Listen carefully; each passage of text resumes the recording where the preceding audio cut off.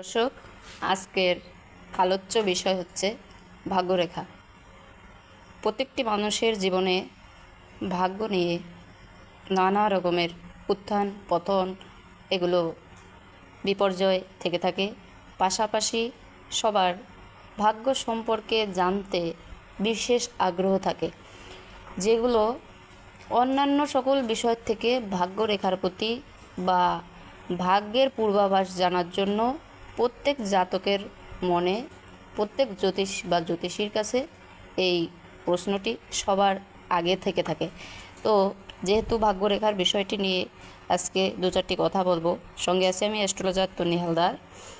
নিয়মিত দর্শক হয়ে থাকলে অবশ্যই লাইক কমেন্ট শেয়ার করে আমার পাশে থাকবেন, এবং যদি নতুন দর্শক হয়ে থাকেন তবে অবশ্যই একটি ফলো করে সঙ্গে থাকবেন, পাশাপাশি ইউটিউবে সাবস্ক্রাইব করে আমার পাশে থাকবেন। যাই হোক, যেহেতু ভাগ্যরেখা আমরা জানি, ভাগ্যরেখা যদি মণিবন্ধ থেকে, এই যে মণিবন্ধ রয়েছে একদম করতলের গোড়ার পর্বত, মণিবন্ধ থেকে যদি উঠে একদম শরীর ক্ষেত্র অবধি চলে যায়, তাহলে এই ভাগ্যরেখা সবচেয়ে উত্তম ভাগ্যরেখা হয়ে থাকে।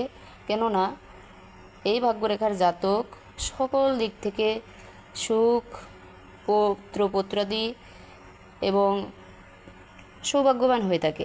এই রেখার কোনো তুলনাই হয় না। কিন্তু ভাগ্যরেখার আরও গঠন রয়েছে, যেমন কোনো ভাগ্যরেখা আমরা দেখে থাকি শিরোরেখা বা এই মস্তিষ্ক রেখা অবধি এসে থেমে যায়, বা ভাগ্যরেখা ভাঙা এরকম হয়ে থাকে।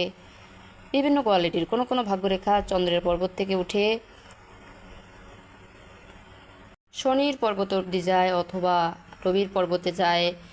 তো এই ভাগ্যরেখাও অত্যন্ত শুভ, যেহেতু চন্দ্রের ক্ষেত্র থেকে ভাগ্যরেখা উদিত হয়ে সে উপরের দিকে ছুটে চলছে, সেহেতু চন্দ্র যেহেতু মাতা হিসেবে আমরা ধরে থাকি, চন্দ্রগ্রহ হচ্ছে মাতা প্রতীক, তো সে অবশ্যই সেই জাতক যদি চন্দ্রের ক্ষেত্র থেকে ভাগ্যরেখা উদিত হয়ে সোজা টেনে যায়, তাহলে সে অবশ্যই মায়ের থেকে ভাগ্যের উন্নতিতে তার মায়ের থেকে সাহায্য সহযোগিতা পাবে, বোনের থেকে, স্ত্রীর থেকে এরকম পেয়ে থাকে।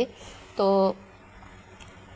একটি কথা না বললে নয়, ভাগ্যরেখা যদি এরকম কাটাছেঁড়া বা ভগ্ন হয়ে থাকে, তবে সেই ভাগ্যরেখা থাকার থেকে না থাকাই সর্বোত্তম।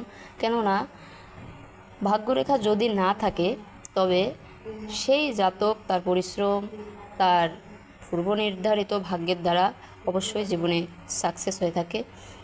তাই কাটাছেঁড়া ভাগ্যরেখা না থাকা সবচেয়ে বেশি ভালো। তো দর্শক, আজকের আলোচ্য বিষয় এতটুকুই থাক, যেহেতু ভাগ্যরেখার আরও বিশেষ বিশেষ বিষয় রয়েছে। ভাগ্যরেখা একটি বিশেষ পার্ট হস্তরেখার মধ্যে। তো দুটি বিষয় বললাম, আরেকটি বিষয় বলি। যদি শুক্রক্ষেত্র থেকে ভাগ্যরেখা কেটে যায়, তাহলে সেই বয়সে জাতকের ভাগ্যে বিভিন্ন ধরনের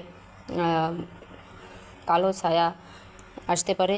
যদি রাহুর ক্ষেত্র থেকে যদি ভাগ্যরেখাকে কোনো রেখা কর্তন করে থাকে, তাহলে সেই সময় জাতকের বিভিন্ন ধরনের বাধার সম্মুখীন হতে পারে।